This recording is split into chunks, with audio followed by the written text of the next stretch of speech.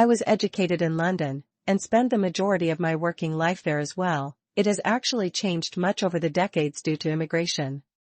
I've even been told over half the population of Greater London is not even English anymore, so there is a chance you may mistake a woman for English, only to find out she's from another part of Europe. Some areas of their cities have even been overwhelmed by different ethnic groups, and you'll rarely come across an English woman there. The English themselves have a drinking culture. Pubs are where they mostly like to socialize and talk the nights away with their friends and coworkers, and they can be quite open to talk to you there. It's actually a society rooted in class, all are, but it's more prominent and established in England. Accents are the clue, but some will literally try to conceal it. One's class can even affect their career and prospects there. The working classes drink too much. Many really like to spend their weekends consuming alcohol and partying to excess on the weekends, up to the point where some will vomit and pass out on the streets. They're often rowdy and loud. Having sex in an alley or someone's car can be seen at times, and even fights breaking out.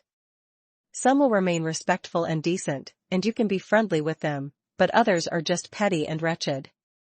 They can start this lifestyle quite early in life, having sex in their teens, and quickly learning the game. Such women can also have a cruel side to them. A shy and inexperienced Asian boy around the same age as one of these girls would easily get hurt by their games.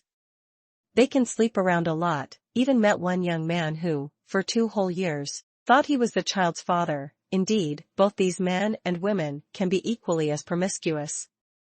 If you express an interest in one, but also show weakness, they can toy with you just for the fun of it, leading you on at times, then coldly ignoring you the next. The truth is, you never had a chance, she just wanted to amuse herself. What's even worse, is that she may even like you at first, yet still decide to toy with you instead. That ego trip is more important to her than anything else, and it just seems to be a part of their character. They couldn't care less if they hurt you either. It's almost sadistic. If she's a good girl, then it won't happen, but if there isn't attraction to you, then she'll remain indifferent. They're not usually shy, and can flirt by playing jokes and teasing, often sexual, lacking inhibitions, and quite spontaneous, and they find it funny. One time, a woman, after a few drinks, just got on the table and started dancing. Her motions were highly sexual, the men were cheering, and when I asked her why she did it, the answer was simply, because I've never done it before. The middle classes don't tend to be as trashy, at least, far more respectful and reserved. They tend to be more independent too, wanting their own careers and not really focused on relationships, but are still open to it. What really attracts them, and they often talk about it, is confidence. It's important in general, but I feel the English focus too much on it. A number of times I managed to impress a girl by appearing confident, but the truth is, I was indifferent and was just approaching and talking to her over something else. She just got the wrong impression. If you practice game enough, you can literally impress an English girl through this, for the moment at least, but if they even get a hint of weakness and insecurity in you, they'll lose interest or take advantage of it. The middle-class women can be just as arrogant as the women beneath them still. If you bore them, they become cold and even rude, as if you're expected to entertain them. They're always the stupid and childish ones, really. Being serious is a waste of time for most of them. Their politics usually extends to things like feminism, LGBT, and animal rights, but haven't a clue about much else, or care for it. The worst of them are just so childish and feeble-minded. A short attention span is easy to spot as well.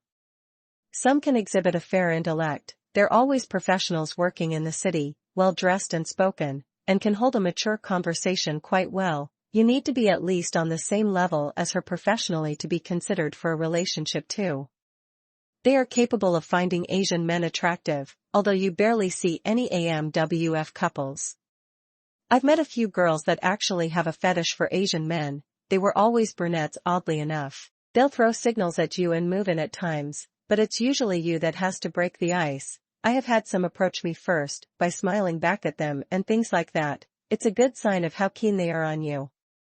The middle-class English can have this quirky side to them. Just watch an episode of Monty Python, and it should give you an idea of it. The older women themselves can find an Asian man interesting in such a way, perhaps not when they were younger, but as they age, they can find a man's character intriguing, even if he's beneath him. In another video, I mentioned an Asian man that got involved with a single mother. She was English as well and on state benefits, but I didn't mention that he himself was also low status. He was ugly and stupid, in his 40s, and working a lousy job that didn't pay well. The fact is, she was the best he could do, and it was the same with him. He may have even been a virgin before he met her. Each would have left the other if they could have found a better offer. That's just the hand you have to play sometimes anyway.